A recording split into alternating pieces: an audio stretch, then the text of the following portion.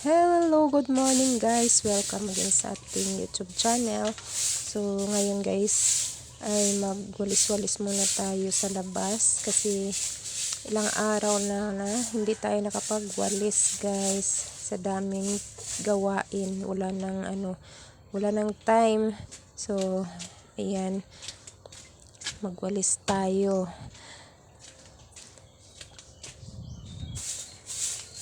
Lang guys ay umulan kahapon kaya hindi malikabok kasi umulan siya pero hindi naman siya malakas guys, parang parang tamang-tama lang na nabasa yung lupa kaya maganda siya walisin, hindi siya maalikabok.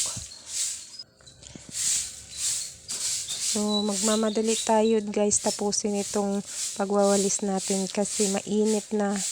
Ang bilis lang ng ang oras. Maaga pa pero sobrang init na guys. Yan. So, mag-aaral tayo ng voice over guys. Kasi hindi tayo marunong mag voice over.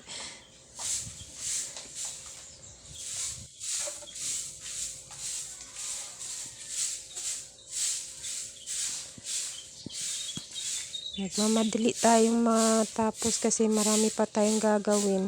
Sa umaga ang daming trabaho guys, ang daming gagawin. May tindahan pa, may sa loob pa ng bahay.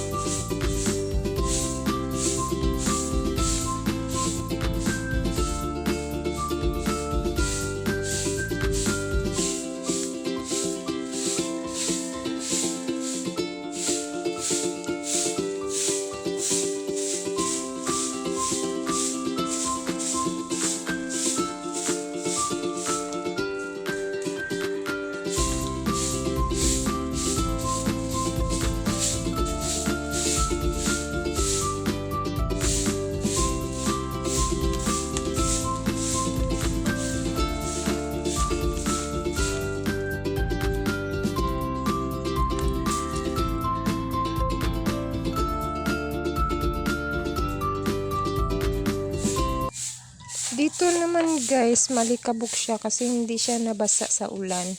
Ayan o, grabe likabok. Ganito ang buhay natin bilang isang nanay, isang tendera, all around lahat guys. Lahat tayo ang gagawa. Wala tayong ibang maasahan. Kahit masama man ang ating pakiramdam, kailangan pa rin natin kumilos. Kailangan pa rin natin gampanan ang ating obligasyon bilang nanay, bilang isang tendera kasi may mga customer din tayo na umaas din sa atin, naghihintay sa atin. Kasi kung hindi tayo magbubukas, kung masama yung ating pakiramdam, sayang at yung mga customer natin ay pupunta sa ibang tindahan. So yun guys, kailangan lang natin talagang maingat sa ating sarili at kailangan magpahinga talaga tayo guys kung kinakailangan. Kung pagod na tayo, pahinga talaga tayo.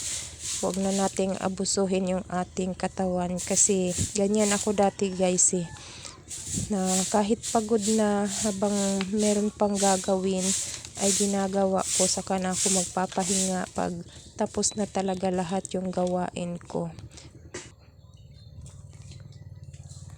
Pero ngayon natuto na ako, kung pagod na talaga yung katawan ko, talagang pinapahinga ko na talaga guys. Hindi ko na hinihintay talagang magkasakit ulit kasi mahirap magkasakit guys. Sobrang hirap, lalo na pag tayo lang na wala tayong maasahan. Kaya mag-ingat talaga tayo sa ating sarili, sa ating katawan guys. So hanggang dito na lang ang aking voice over. Maraming salamat sa inyo. Bye bye.